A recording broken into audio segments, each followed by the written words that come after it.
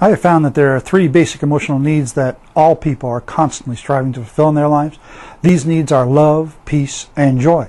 Regardless of who you are, where you live, race, gender, or age, you still have these three needs and are seeking to fulfill them in your lives. The problem comes in that we really don't know what these three things are. Oh, we think we do, but that isn't the same thing. Nor do we know where to find them. So, all too often we accept substitutes instead of encountering the real thing. For example, we accept sex as a substitute for love. Granted, the sex drive in and of itself is a very strong force within us, especially within the male of our species. But sex, without a loving relationship behind it, is never fulfilling. Oh, it may bring pleasure and satisfy for a moment, but the deep, abiding sense of feeling cherished, being wanted for who you are, and of having a true heart connection with another human being is missing. Without that, one never truly feels fulfilled. This is especially true for women, but men experience it too. Women walk away from the sexual encounters feeling used because they haven't been loved. Men walk away from those same sexual encounters momentarily gratified, but still feeling like she didn't give him something that he needed. A truly fulfilling sexual relationship grows out of a love relationship.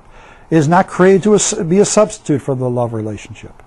Anyone who seeks fulfillment with only the physical aspect of sex will always leave the counter feeling like they've been cheated out of that most precious part. Or how about peace? Obviously, I'm not talking about political peace here, which is the term we use when there's no war. I'm speaking about true heart peace. You might say, what is that? And rightly so. In our modern hustle-bustle world, there's very little peace or opportunity to encounter peace in one's heart. True peace comes from a sense of security. It means not to have any worries, preoccupations, or problems that one is dealing with. Somehow, we've gotten the idea that this condition of peace comes from having riches, so we seek riches to give us peace. Riches or money in and of itself can't bring peace. Oh, it might give the appearance of bringing some security or eliminating some worry in our lives, but that security is just a chimera, reaching out to grab it, and it vanishes like a morning fog. Maybe that's all it really is, just a fog to hide our fears and worries. Wealthy people don't have any more peace than those who are poor. If anything, they have less peace. They have more to worry about. Their money and their possessions give them many, many additional worries that the poor people never encounter. They live in a constant threat of losing their position, their wealth, and their comfort. True peace can only come from being able to find that true security which alleviates our worry, something that is such a strong force in our lives that we no longer need to depend on our own ability to overcome the problems that face us. Finally, we come to joy. What is joy? Is it the laughter that comes from a joke? Is it the smile that crosses our face when we give a gift to a loved one? Is it that feeling that comes when we buy a new car? Or is joy, once again, something deeper than all of these? I see very little joy around me these days. Oh, I see laughter. I see momentary happiness. But a joy that persists in the heart of a person, that is a true, rare commodity.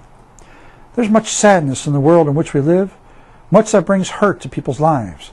By contrast, those things that can cause a smile seem all too few and far between. We are taught from childhood not to cry, that real men and real women don't cry.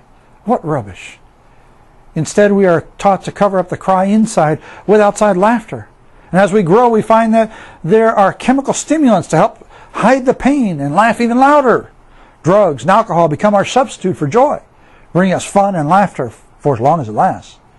Forget about tomorrow. Let's party today. But when the party's over and we come down off our high with the same people, with the same problems, the same hurts, and the same sadness, we wait for the next party to come along. There is a way to encounter love, peace, and joy. The Christian Bible speaks of a God of love, the creator of this universe, and of his Son who came to earth. I'm not talking about religion, for religion never gives anyone love, peace, or joy. If anything, religion has stolen these things from people, giving them guilt and shame in their place. No, what I'm talking about is a relationship with a loving Father that created you and me. Knowing Him through His Son, who died for you, who died for me, is what brings true love, true peace, and true joy into our lives. Look for Him. He's looking for you. I'm Rich Murphy, and that's the way I see it.